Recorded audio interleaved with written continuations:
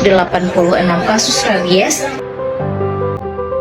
Rabies terus meluas di wilayah.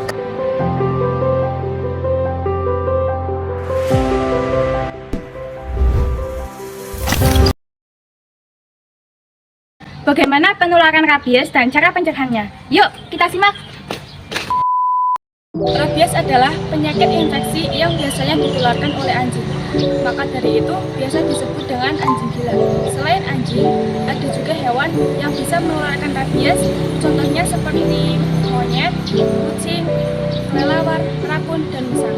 Hewan yang menderita rabies biasanya 1. Takut air, 2. Takut sinar, dan biasanya bersembunyi di tempat yang gelap. Hewan bisa jadi agresif, mengeluarkan air liur, serta kejang-kejang.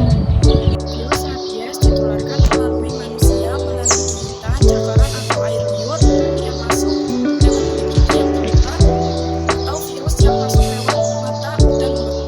Kemudian masa inkubasi virus rabies dari awal digigit hingga muncul gejala bisa dari 7 hari sampai 1 tahun dan rata-rata 1 sampai 2 bulan. Ini tergantung dari jumlah virus yang masuk, parahnya luka, dan jauh dekatnya lokasi gigitan ke sistem syaraf pusat atau otak.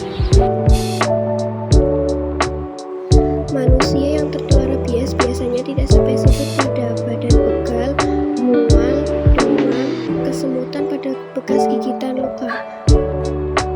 Kondisi akan semakin memburuk ketika dimulainya dengan takut air atau hidrofobia, takut udara atau aerofobia, dan takut cahaya. Susah menelan dan bisa jadi lumpuh sampai kejang-kejang.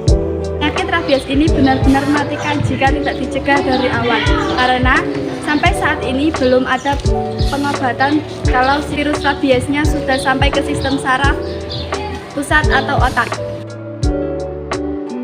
Namun, rabies bisa dicegah sejak awal melalui vaksin sebelum terinfeksi. Obat-obatan yang kerap digunakan untuk mencegah rabies adalah vaksin rabies. Jika tidak sengaja digigit hewan atau tercakar hewan dan dijagai rabies hingga berdarah, segera dicuci menggunakan air yang mengalir dan sabun selama 15 menit agar virus tersebut larut dan mati.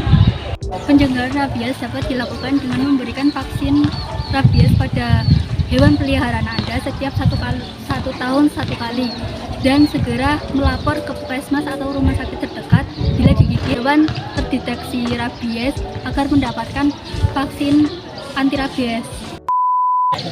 Nah, bagaimana dengan video kami tadi? Semoga bisa membantu teman-teman untuk mengenali penyakit rabies. Terima kasih sudah menyaksikan video kami sampai akhir.